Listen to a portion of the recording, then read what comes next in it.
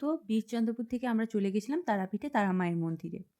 এই রাস্তাটায় এতটা নোংরা ছিল, কোথা থেকে একটা নর্দমার জল এসে এতটা দুর্গন্ধ বের হচ্ছিল যে ওখানে কেউ দাঁড়িয়ে থাকতে পারছিল না। তো এরপর আমরা সিঁড়ি বেয়ে উঠে গেলাম মা তারার মন্দিরে, তারা মায়ের কাছে।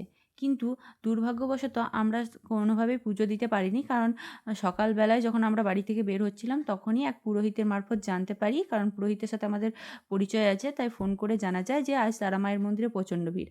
আর আমাদের হাতেও সময় অল্প, তার জন্য আমরা ফার্স্ট বীরচন্দ্রপুরটা ঘুরে দেখে নিয়েছিলাম, তারপর তারা মায়ের দর্শন করতে গিয়েছিলাম। কিন্তু বীরচন্দ্রপুরে আমরা নিতাই বাড়িতে ভোগ খেয়ে তারপর তারা মায়ের কাছে গিয়েছিলাম, তাই আর কোনোভাবে পুজো দেওয়া হয়নি। যখন আমরা সেখানে পৌঁছালাম তখন অবধি প্রচণ্ড ভিড় ছিল সেখানে। হ্যাঁ, লাইনে অনেক মানুষ দাঁড়িয়েছিল পুজো পুজো দেওয়ার জন্য। তো মা তারাকে দর্শন এইভাবে মানে বাইরে থেকে দাঁড়িয়ে করতে হয়েছে, আর সেইভাবে আমরা ঠিক করে দেখতেও পাইনি। এর আগেও আমি একবার তারা মায়ের মন্দিরে গিয়েছি, তো সেখানে থেকেও আমি তারা মায়ের পুজো দিতে পারিনি। জানি না কখন মায়ের ইচ্ছা হবে আমার হাত থেকে পুজো নেওয়ার। তো যেদিন মায়ের ইচ্ছা হবে অবশ্যই সেদিন দিতে পারবো। এখনও পর্যন্ত সেই সৌভাগ্য আমার হয়ে ওঠেনি।